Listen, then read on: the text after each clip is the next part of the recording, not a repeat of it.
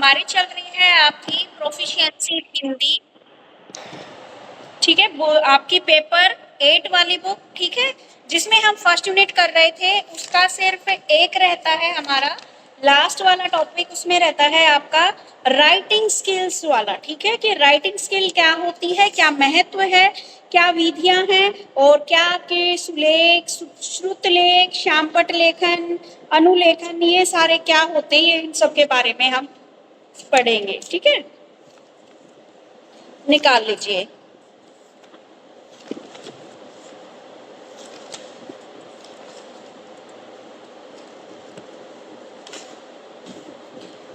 Writing skill क्या होती है भाई, ठीक है। राइटिंग स्किल होती है, एक तो सबसे पहले जब आप अपने मन के विचारों को जब आप लिखकर प्रकट करते हो, ठीक है, या फिर कोई भी चीज आप बोलने के बजाय लिखकर किसी के सामने अभिव्यक्त करते हो, रिप्रेजेंट करते हो, तो उसको आप क्या बोलते हो, राइटिंग स्किल बोलते हैं, ठीक है। ये आपकी जो आपके स्किल्स हैं, बाकी की जितनी भी स्किल्स हैं, उनमें सबसे लास्ट वाली स्किल क्या है, आपकी राइटिंग स्किल होती है। बच्चा सबसे पहले सुनता है, फिर बोलना शुरू करता है, फिर वो पढ़ना शुरू करता है, एंड देन लास्ट क्या करता है, वह राइटिंग स्किल सीखता है, ठीक है। अब यहाँ पर हम जो हमारी राइटिंग है, यानी कि जो लिखित भाषा है, वो क्या है, ज्ञान के भंडार को, यानी कि आपकी जो राइटिंग है या जो लेखन कौशल है, वो हमारी जो संस्कृति है, उसको एक जनरेशन टू दूसरी जनरेशन तक प्रिजर्व करके रख सकते हैं। जैसे अगर हमारा इतिहास अगर नहीं लिखा होता, तो क्या आज हमें याद रहता क्या था, क्या नहीं था, किस सन में कौन आया, कब अंग्रेज आए, कब मुगल आए, ठीक है, उससे पहले वैदिक काल कैसे था, अगर नहीं लिखा होता तो हमें कुछ नहीं पता होता, ठीक है। तो जो लिखित है, भाषा का जो लिखित रूप होता है, वो हमारे लिए वेरी इंपॉर्टेंट, बहुत इंपॉर्टेंट होता है, क्योंकि लिखित जो हम लिख देते हैं, वो ज्ञान का भंडार हमारी एक पीढ़ी से दूसरी पीढ़ी तक पहुंचता है, यानी कि हमारे पूर्वजों का ज्ञान हम तक पहुंचता है। अब हम एग्जाम्पल के तौर पर ले सकते हैं कि हिंदी की लिपि क्या है, देवनागरी है, पंजाबी की लिपि गुरुमुखी है, और इंग्लिश की लिपि क्या है, रोमन है, ठीक है। जो मैडम मोंटेसरी है, उसने बोला कि जो लिखने की जो प्रक्रिया है, उसको सरल माना है, ये सलाह दी है कि बच्चे को लिखना सिखाया जाए, क्योंकि लिखने के साथ साथ पढ़ना भी आ जाता है। लेखन कौशल, ठीक है, जो लेखन कौशल है वो क्या है आपका, विद्यार्थियों को लिपि चिन्हों का सही और सुंदर बनावट की शिक्षा दी जाती है, यानी कि लेखन कौशल में स्किल, राइटिंग स्किल में बच्चे को क्या है, एक तो सुंदर लिखना सिखाया जाता है, उसको इस बात की ट्रेनिंग दी जाती है, कहाँ पर आपको विराम लगाना है, कहाँ पर एक्सक्लेमेटरी साइन लगाना है, कहाँ पर क्वेश्चन मार्क लगाना है, यानी कि वाक्यों का शुद्ध रूप लिखना आपको यहाँ पे सिखाया जाता है, ठीक है। ये होती है आपकी क्या कहलाती है, आपकी लेखन राइटिंग स्किल, ठीक है। मीनिंग क्लियर है राइटिंग स्किल का।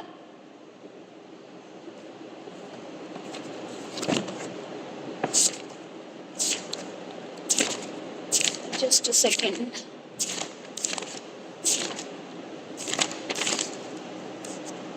ठीक है, उसके बाद राइटिंग स्किल का क्या महत्व है, जो राइटिंग स्किल का जो इम्पोर्टेंस है, वो आपको संस्कृत वाली बुक से करना, क्योंकि इसमें पॉइंटों के तौर पे दे रखी है, और इसमें आपको पैराग्राफ के उस पे दे रखी है। तो जब आप पॉइंटों में लिखते हो, तो वो पैराग्राफ के बजाय पॉइंटों में लिखना आपके लिए अच्छा रहता है, ठीक है।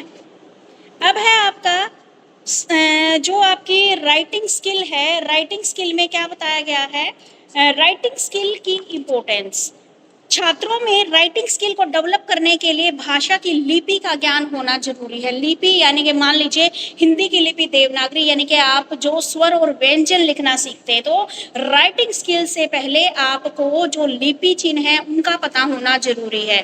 चाहे आप इंग्लिश लिख रहे हो तो आपको अल्फाबेट यानी कि रोमन जो लिपि है वो पता होनी चाहिए, अगर आप हिंदी लिख रहे हो तो हिंदी की लिपि आपको आनी चाहिए, ऐसे ही अगर आप पंजाबी लिख रहे हो तो पंजाबी की लिपि आपको आनी चाहिए। अब देखिए भाई, अब देखते हैं इसका महत्व। महत्व में क्या बताया है, भाषा के दो रूप होते हैं, एक होता है आपका मौखिक और दूसरा होता है आपका लिखित। तो भाषा के लिखित रूप का उपयोग करने में सक्षम होने के लिए लेखन कौशल को डेवलप करना आवश्यक है। यानी कि भाषा के दो रूप होते हैं, एक मौखिक और एक लिखित। अगर आपको लिखित में अगर आपको परफेक्ट होना है तो आपको जो आपका राइटिंग स्किल है उसका डेवलप होना आवश्यक है। उसके बाद बात आती है जीवन में केवल भाषा रूप से काम नहीं चल सकता, ठीक है। मैं अगर हमें किसी को संदेश पहुंचाना है, ठीक है, और वो दूर है वो बंदा, अगर हम मान लीजिए संदेश पहुंचाना है और तो हम क्या है लिख कर भी संदेश भेज सकते हैं। पहले तो क्या था, टेलीफोन का जमाना नहीं था तो लोग क्या करते थे, चिट्ठियां लिख कर भेजते थे, ठीक है। तो वहां के लिए क्या था, आपका राइटिंग स्किल महत्वपूर्ण था। आपके दैनिक कार्य से रिलेटेड, आपके प्रैक्टिकल वर्क से रिलेटेड जो भी काम है, जो भी लिखित भाषा है उसका उपयोग करना पड़ता है। शिक्षण अधिगम प्रक्रिया में लेखन कौशल का अत्यधिक महत्व है, यानी कि जो आपकी टीचिंग लर्निंग प्रोसेस है उसमें आपकी राइटिंग स्किल का महत्वपूर्ण है। क्योंकि जब आप पढ़ते हो, आप एग्जाम देते हो तो किस में देते हो, आप रिटन फॉर्म में देते हो। और अगर अपने विचारों को आपको प्रिजर्व करके रखना है, सुरक्षित रखना है, तो आपको क्या है राइटिंग स्किल आनी चाहिए, ठीक है। आप मान लीजिए अपने बारे में ही अपने बच्चों को, आगे आने वाली पीढ़ी को बताना चाहते हैं तो आप अपने बारे में अभी लिख के रख सकते हो, ठीक है। तो वो उसके लिए आपके पास राइटिंग स्किल होनी चाहिए। उसके बाद है आप अपने संचित ज्ञान को, ठीक है, आपके पास जो नॉलेज है उसको दूसरों तक पहुंचाना चाहते हो तो उन चीज़ों को आपके अंदर राइटिंग स्किल होनी चाहिए। समस्त संसार में जो ज्ञान विज्ञान है, अगर हम देखें, कम्युनिकेशन का मुख्य साधन क्या है, लिखित भाषा होती है। मान लीजिए अगर हमें कोई भी गवर्नमेंट अप्रूव्ड कोई भी काम करना है तो वो रिटन फॉर्म में ही होता है, ठीक है। आपको कोई भी मान लीजिए पार्टनरशिप करनी है तो भी आप क्या है रिटन में लिखवाते हो, क्योंकि ओरल में क्या होता है, बंदा मुकर जाता है, कह के अपनी बात वह एकदम से मना कर देता है। अगर आपके पास रिटन में चीज है तो एज ए प्रूफ के तौर पर भी आप उसको यूज कर सकते हो, ठीक है। ये आगे बताया गया है, इलेक्ट्रॉनिक मीडिया में मौखिक अभिव्यक्ति का अधिक महत्व है तथा लिखित अभिव्यक्ति की भूमिका को कम नहीं आगा। मान लीजिए आज के प्रेजेंट टाइम में, आज के युग में जो आपकी ओरल जो अभिव्यक्ति है, ओरल जो प्रेजेंटेशन है वो इम्पोर्टेंस है, लेकिन साथ ही साथ आपकी जो रिटन इन प्रेजेंटेशन है वो भी बहुत महत्वपूर्ण रखती है, ठीक है। जो राइटिंग स्किल है वो एक व्यवसाय के रूप में भी अपनाया जा सकता है। जो व्यक्ति राइटिंग स्किल में जितना निपुण होगा वह उतना ही महान राइटर बन सकता है, ठीक है। ये उसकी रोजी रोटी का भी साधन बन सकती है। जैसे कोई कवि हो गए, कहानीकार हो गए, पत्रकार हो गए, ये सब क्या है लेखन कौशल के बल पर ही अपनी आजीविका कमाते हैं, ठीक है। तो ये है आपकी राइटिंग स्किल के महत्व एवं आवश्यकताएं, ठीक है, क्लियर है। उसके बाद आता है नेक्स्ट क्वेश्चन आपका, राइटिंग स्किल के मेथड कौन कौन से होते हैं, ठीक है, कि यानी कि किस किस मेथड से आप अपनी राइटिंग स्किल को डेवलप कर सकते हो। एक तो है अनुकरण विधि, ठीक है, फॉलो अप मेथड या इमिटेशन मेथड इसको आप बोलते हैं। इसमें विद्यार्थी क्या करता है, टीचर का अनुकरण करता है, टीचर को फॉलो अप करता है। टीचर ने जो ब्लैक बोर्ड पे लिख दिया बच्चा वैसा का वैसा अपनी नोटबुक में लिखने की कोशिश करता है। तो सबसे पहला मेथड हो गया आपका फॉलो अप यानी कि अनुकरण विधि। दूसरा है आपका, जैसे टीचर ने क ख ग घ लिख दिए तो बच्चा भी ऐसे ही लिखने की कोशिश करता है।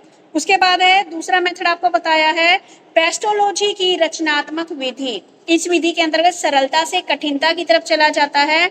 बच्चों को पहले इसमें जो पेस्टोलॉजी मेथड है, अगर एट प्रेजेंट देखा जाए तो पेस्टोलॉजी मेथड को ही फॉलो किया जाता है। जब बच्चा बिल्कुल नर्सरी क्लास में होता है तो उसको सबसे पहले वो अक्षर ना सिखाकर बच्चों को अलग अलग प्रकार की लाइनों को सिखाया जाता है। पहले क्या है, बच्चे को standing line, sleeping line, curve line, ठीक है, ऐसे लाइनें सिखाई जाती है। आड़ी तिरछी जो रेखाएं बच्चे को पहले सिखाई जाती है और उसके बाद क्या है बच्चे को अक्षर बनाना सिखाया जाता है। यानी कि आप मान लीजिए मैथ में ही बच्चे को सिखा रहे तो पहले वन से और क्या बन सकता है, 7 बन सकता है, 1 से ही क्या आपका 4 बन सकता है, और 1 से ही आपका 10 बन सकता है, 1 से ही आपका 6 बन सकता है। यानी कि जो चीजें एक्सटेंडिंग लाइन से बन रही है पहले बच्चे को वो चीज हम सिखाते हैं, ये बोलते हैं पेस्टोलॉजी। ठीक है, उसके बाद है मोंटेसरी मेथड। मोंटेसरी क्या कहती है, इस विधि में शिक्षक छात्रों को हाथ, कान और आंख तीनों को कंट्रोल करना सिखाता है। हाथों को, हैंड को, ईयर्स को और आईज को, तीनों को कंट्रोल करना सिखाता है। इसके लिए बच्चे को पहले प्लास्टिक अथवा लकड़ी के बने अक्षरों को दिया जाता है और बच्चे को ये प्रेरणा दी जाती है कि वे उन अक्षरों पर हाथों की उंगलियां फेरे, और ऐसा करने से बच्चों की उंगलियां सध जाती है। यानी कि मोंटेसरी जो मेथड है इसमें क्या है, बच्चे को, टीचर छात्रों को हाथ, कान और आंख तीनों को कंट्रोल करने की बात करता है। पहले बच्चा क्या करता है, प्लास्टिक या लकड़ी के बड़े बड़े वे होते हैं उसके ऊपर अक्षर लिखे होते हैं, उनके ऊपर प्रैक्टिस करता है। जब उसको अच्छे से प्रैक्टिस हो जाती है तब उसको क्या है, नोटबुक पे लिखने के लिए दिया जाता है। ठीक है, जिससे बच्चा धीरे धीरे लिखने में समर्थ हो जाता है। उसके बाद है जैक्टोट मेथड। जैक्टोट मेथड में क्या करते हैं बच्चे, अपनी लेखन कला में पर्याप्त सुधार कर सकते हैं। शिक्षक छात्र को सर्वप्रथम एक अक्षर या वाक्य पढ़ने के लिए प्रेरित करता है और बाद में उस पढ़े हुए अक्षर या वाक्य को लिखने के लिए कहता है। ये होता है आपका जैक्टोट मेथड। ठीक है, हम छोटे बच्चे को जब लर्न करवाते हैं तो हम क्या करते हैं कि बेटा सुनेंगे नहीं आपसे, आप बहुत सारे मिस्टेक करोगे, इसलिए आप हमें लिख के दिखाइए जो आपने लर्न किया है। तो इसी को हम क्या बोलते हैं, जैक्टोट मेथड बोलते हैं, कि बच्चा जो याद कर रहा है वही सेंटेंस बच्चे से लिखवा कर देखा जाए। उसके बाद है एनालिसिस मेथड। एनालिसिस मेथड के अंतर्गत अध्यापक छात्रों को शब्द वाक्य और वाक्य शब्द इन दो क्रमों में लिखना सिखाता है। चित्रों का भी प्रयोग करता है। साइकोलॉजी की दृष्टि से ये विधि सफल नहीं कही जा सकती और कम शिक्षक इसका प्रयोग करते हैं। यानी कि जो आपकी एनालिसिस मेथड है ये आपको इसको अच्छे से मान्यता नहीं मिली। इसमें छात्र वाक्य शब्द दो क्रमों में लिखता है, एक में शब्द लिखता है फिर उसी शब्द का क्या है, वाक्य बना के दिखाता है। ठीक है, तो ये ज्यादा प्रचलन में नहीं आई। संश्लेषण मेथड। संश्लेषण मेथड के अंतर्गत विद्यार्थी को व्याकरण के नियमों के अनुसार लिखने की प्रेरणा दी जाती है। सबसे पहले वर्ण, फिर शब्द और उसके पश्चात वाक्य लिखने की प्रेरणा दी जाती है।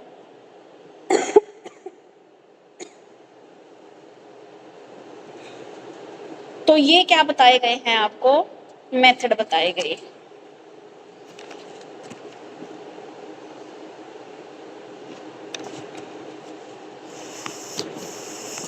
क्लियर है भाई, आपको अलग अलग मेथड बताए हैं। एक है आपकी अनुकरण विधि जिसमें आप क्या, टीचर को फॉलो अप करके टीचर ने जो लिख दिया वही आप लिख रहे हो। फिर है आपकी पेस्टोलॉजी मेथड जिसमें आपको सबसे पहले बच्चे को आप क्या है, लाइनें बनाना सिखाते हो और देन उसके बाद आप बच्चे को अक्षर लिखना सिखाते हो।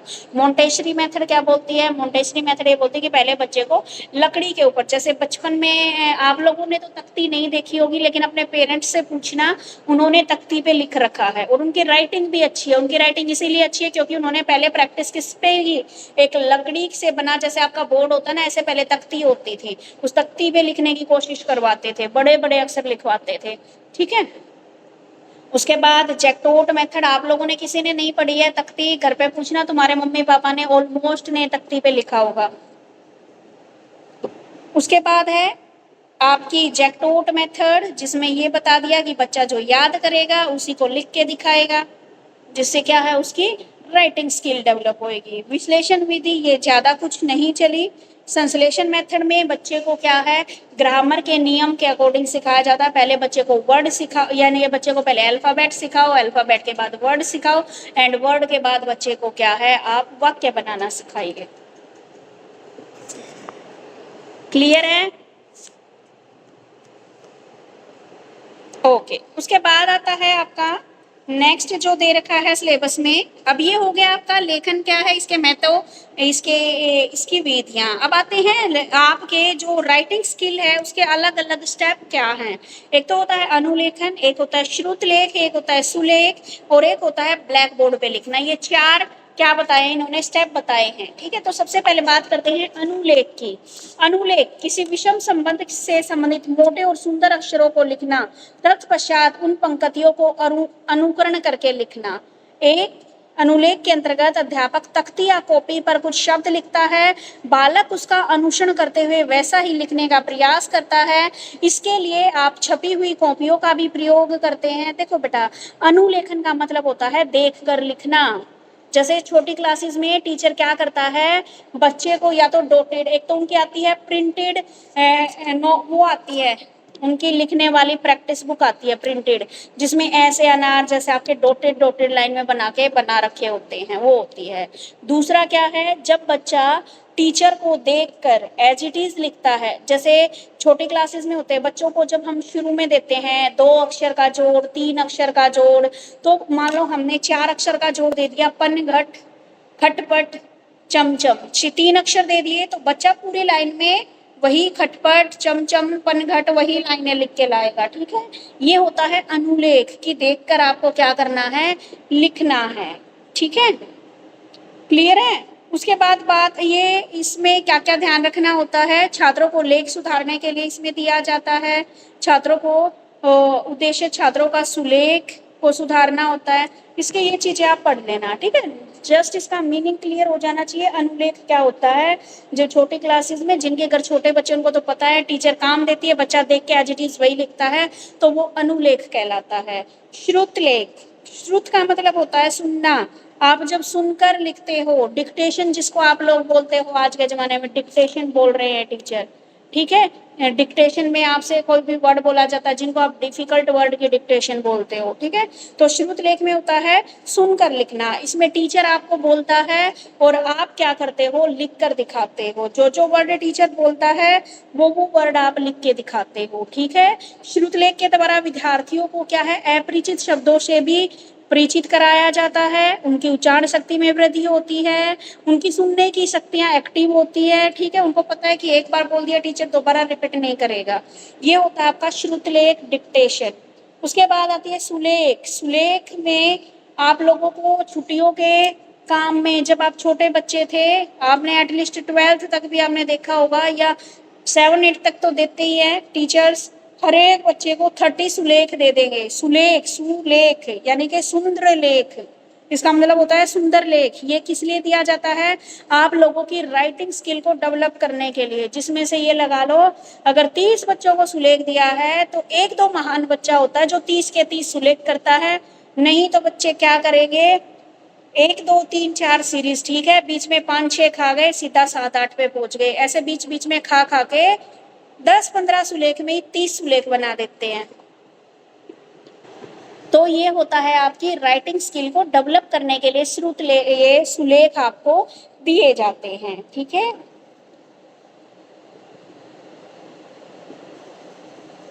उसके बाद है श्यामपट्ट लेखन, ब्लैक बोर्ड के ऊपर लिखना। तो ब्लैक बोर्ड के ऊपर लिखना क्या होता है, प्राचीन काल से ही इसका प्रयोग चला रहा है। गुरुजन क्या होते थे, ब्लैक बोर्ड पे लिखते थे, फिर बच्चों को समझाते थे, पढ़ाते थे।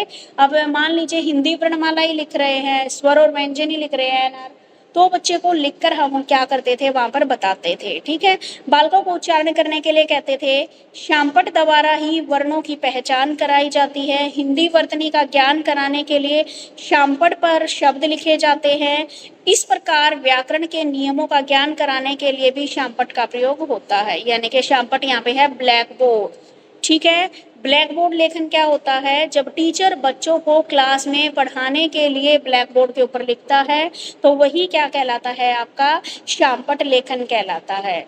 ठीक है, इसमें भी क्या है, व्याकरण के नियमों के अनुसार ही ब्लैक बोर्ड के ऊपर लिखना होता है। ठीक है, उदाहरणों को प्रस्तुत करना होता है। जब टेक्स्ट बुक का पाठ पढ़ाते समय वह कुछ शब्दों को, जैसे डिफिकल्ट वर्ड हो गए, उनको छाट के कहाँ लिख सकता है, उनको छाट के ब्लैक बोर्ड के ऊपर लिख सकता है। ठीक है, और आजकल अलग अलग प्रकार के क्या है, आपके कलरफुल चौक भी उपलब्ध होते हैं। लिखने में ब्लैक बोर्ड को ठीक से साफ कर लेना चाहिए, हाथ को दबाकर। अब देखो ब्लैक बोर्ड पर लिखते समय क्या क्या सावधानियां बरतनी है आपको। सबसे पहले तो क्या है, हाथों को दबाकर लिखना चाहिए, तभी लिखे हुए वर्ण उभर कर आएंगे। लिखते समय शिक्षक को मौखिक रूप से बोलना भी चाहिए। ठीक है, ताकि बच्चों का ध्यान रहे, दाएं बाएं देखते रहना चाहिए कि बच्चे साथ साथ लिख रहे हैं नहीं लिख रहे हैं। ठीक है, कभी कभी बच्चों को भी ब्लैक बोर्ड पे लिखने का अवसर देना चाहिए, बच्चों को भी अपॉर्चुनिटी देनी चाहिए, ताकि बच्चों का जो सेल्फ मोरल है वो इंक्रीज हो सके। क्लियर है यहाँ तक। आगे बात आती है आपकी लेखन दोष का क्या अर्थ है। लेखन दोष से क्या अभिप्राय है, इसके कारणों पर प्रकाश डालिए। लेखन दोष का मतलब जब आप राइटिंग में क्या करते हो, मिस्टेक्स करते हो, ठीक है, लिखते समय की जाने वाली त्रुटियां हैं, और ये त्रुटियां आमतौर पर मात्रा संबंधी तथा गलत उच्चारण के कारणों से होती है। शुद्ध लेखन एक कला है और इसके लिए बुद्धि और अभ्यास दोनों की ही आवश्यकता है, ठीक है। यानी कि जो लेखन है, लेखन दोष का अभिप्राय बालक लिखते समय जो जो मिस्टेक करते हैं उन्हीं को आप राइटिंग की क्या बोल सकते हो, कमियां बोल सकते हो। इसके लिए अशुद्धियां के गलत लिखने के कारण क्या हो सकते हैं, एक तो व्यक्तिगत कारण होता है, एक स्वभावगत कारण होता है, एक व्याकरणिक कारण होता है, एक शैक्षणिक कारण होता है आपका, ठीक है। तो सबसे पहले बात करेंगे व्यक्तिगत कारण, बच्चा क्यों गलत लिख रहा है। एक तो मानसिक कारण हो सकता है कि उसकी जो इंटेलेक्चुअल कुछ बुद्धि है वो थोड़ा ठीक नहीं है, उसको अक्षरों की बनावट, कई बार बच्चे क्या करते हैं, कई चीजों को गलत पढ़ते हैं, ठीक है। एक तो बच्चे को ये में और थे में बड़ा वो रहता है, और एक होता है घ से घर और ध से धनुष में बच्चे को बड़ा वो रहता है, एक छ से छतरी और एक और होता है ऐसे ही। तो इनमें बच्चे को क्या होता है, दिक्कत आती है, तो ये इसके कारण भी क्या कर देते हैं, मिस्टेक कर देते हैं। दूसरा शारीरिक कारण क्या हो सकता है, आंख कान रोगग्रस्त, उनकी वर्तनी की अशुद्धियां करना, या तो बच्चे को दिखने में कोई मिस्टेक हो रखी है, बच्चा पीछे बैठा उसको ब्लैक बोर्ड पे लिखा हुआ दिखाई नहीं दे रहा, तो ये उसका फिजिकल कारण हो सकता है, ठीक है। उसके बाद स्वभावगत कारण, कुछ बच्चों का स्वभाव ही होता है कि वो भाषा के प्रति उदासीन और उपेक्षित होते हैं, ये अशुद्धियों की ओर ध्यान दिलाने पर भी वे बात को गंभीरता से नहीं लेते, उनकी हैबिट हो चुकी है, ठीक है। उसके बाद है व्याकरणिक कारण, व्याकरण के अधूरे ज्ञान के कारण भी लिंग वचन संधि कारक वाक्य संरचना आदि की अशुद्धियां होती हैं, ठीक है। उसके बाद है आपके शैक्षणिक कारण, शैक्षणिक कारण में क्या है, उपयुक्त अनेक आयामों, देखो भाई शैक्षणिक कारण शिक्षा में क्या क्या है, एक तो लिपि का अधूरा ज्ञान, बच्चों को क्या है, अगर स्वर व्यंजन नहीं आते हैं तो भी वो क्या लिखेगा, गलत अक्षर लिखेगा। अभ्यास की कमी, अगर बच्चा प्रैक्टिस नहीं करता है तो भी गलत लिखेगा। लेखन सामग्री, अगर बच्चे के पास पहले से ही जो मटेरियल है, टीचिंग मटेरियल, अगर उसमें गलत लिखा हुआ है तो बच्चा भी उसी प्रकार से लिखेगा। या फिर घटिया टाइप का पेन है, बॉल पेन है, कॉपी है या स्याही है, उसके कारण भी सही ढंग से नहीं लिख पाता। आगे स्वयं अध्यापकों की उदासीनता, स्वयं अध्यापक भी शुद्धता के प्रति उदासीन है और कक्षा में छात्रों की अधिक संख्या, पाठ्यक्रम का भार, उनका किसी न किसी बोली संबंध श्रुत के लिए, लेख के लिए समय न देना, ये सारी चीजें भी टीचरों की उदासीनता है। अब बच्चे क्या है, टीचर क्या है, सुलेख नहीं दे रहे, श्रुत लेख नहीं बोल रहे, डिक्टेशन नहीं बोल रहे, ठीक है, तो ये टीचर्स की कमी है। उसके बाद ऑब्जर्वर द्वारा उपेक्षा, टीचर भी क्या कर रहे हैं, ढंग से कॉपियां चेक नहीं कर रहे, जस्ट चेक मारे जा रहे, ये भी नहीं देख रहे बच्चे ने लिखा क्या है। तो ये सारी कमियां क्या है आपकी, लेखन दोष से संबंधित है, ठीक है। उसके बाद है लेखन दोष के निवारण के उपाय बताइए, कि आप किस किस तरीके से आप जो राइटिंग स्किल है उसको सुधार सकते हो। तो लेखन दोष के निवारण के उपाय है, एक तो व्यक्तिगत कारणों का उपचार करना चाहिए, अगर आपको मानसिक कारण है तो उसको ठीक कराना चाहिए, शारीरिक कोई कारण है तो उसको भी डॉक्टर से इलाज करवाना चाहिए। मान लीजिए आपको दिखाई नहीं दे रहा तो आपको क्या है, डॉक्टर से अपनी आई चेकअप कराना चाहिए, और अगर फिर भी नहीं दे रहा तो आपको बिल्कुल फर्स्ट वाले डेस्क पे आपको बैठना चाहिए। स्वभाव का परिष्कार, यानी कि स्वभावगत, यानी कि जानबूझकर जो आप गलतियां करते थे उनको आपको ठीक करना पड़ेगा। आगे व्याकरण के कारण जो गलतियां करते थे, जैसे आप लिखने में व्याकरण के नियमों को गलत कर देते थे, कहीं पर स्त्रीलिंग लगा दिया, कहीं पर पुल्लिंग बना दिया, ठीक है, संधि से रिलेटेड समास, प्रत्यय योग, ये सारी चीजें इसके अंदर आती हैं। उसके बाद शैक्षणिक वातावरण में भी सुधार करना चाहिए। शैक्षणिक वातावरण में आरंभिक कक्षाओं पर लेखन का बल, यानी कि प्राइमरी क्लासेस पे ही क्या है, लिखने के ऊपर जोर देना चाहिए, वैज्ञानिक विधियों का प्रयोग करना चाहिए, बच्चों को डिक्टेशन ज्यादा से ज्यादा बोलनी चाहिए, जो आपकी न्यू टेक्नोलॉजी है उसका उपयोग करना चाहिए, ठीक है। तो ये सारी चीजें आपके जो राइटिंग स्किल से रिलेटेड जितनी भी कमियां हैं उनके निवारण के लिए की जाती है, ठीक है बेटे, क्लियर है।